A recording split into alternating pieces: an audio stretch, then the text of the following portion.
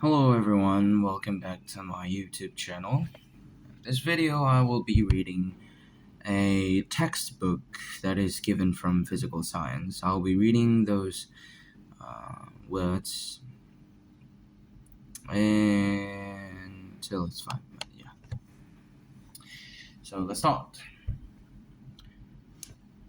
First, properties of metals. Physical properties.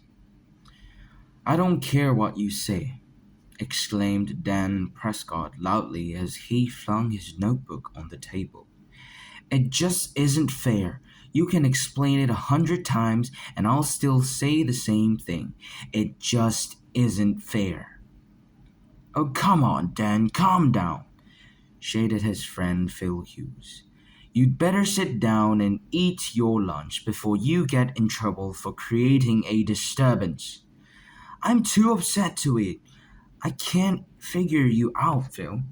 Don't you agree with me? Surely you must.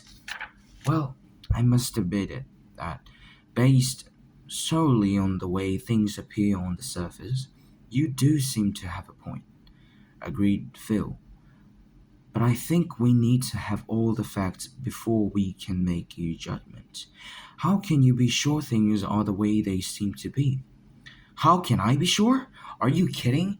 It should be perfectly obvious, even to you.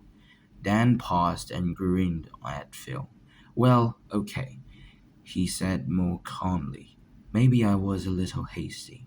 But look at the evidence. What do you see?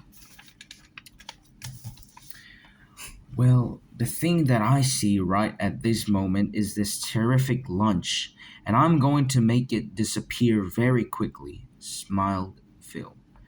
Do you suppose we could delay this conversation until after lunch? Well, I suppose, agreed Dan reluctantly. But I'm not through yet. It was certainly evident to everyone in the lunchroom that Dan Prescott was upset. But he managed to ignore the curious glances in his direction and polish off his lunch. By the time he had finished, he seemed ready to discuss his problem in a more reasonable manner. After they were seated to the bench in the hall, Dan began. Okay, Phil, I'm ready to look at this thing objectively, but I don't think you understand. It is just not fair. I realize by now that you feel that way, grinned Phil. But I'm not sure why you do. Maybe you'd better start from the beginning and explain. Based solely on his subjective observations, Dan had formed an opinion of a situation. He was soon to realize that his observations did not always provide enough information to allow an accurate interpretation of the true nature of conditions. When scientists can classify elements, they do not use subjective observation as their only criterion. Scientists classify all elements into general categories based on the physical and chemical properties of the elements. All elements, either metals, nonmetals, or metalloids, the metals are located on the left side of the periodic table, and nonmetals are located on the right. Transition metals and metalloids are located in the middle.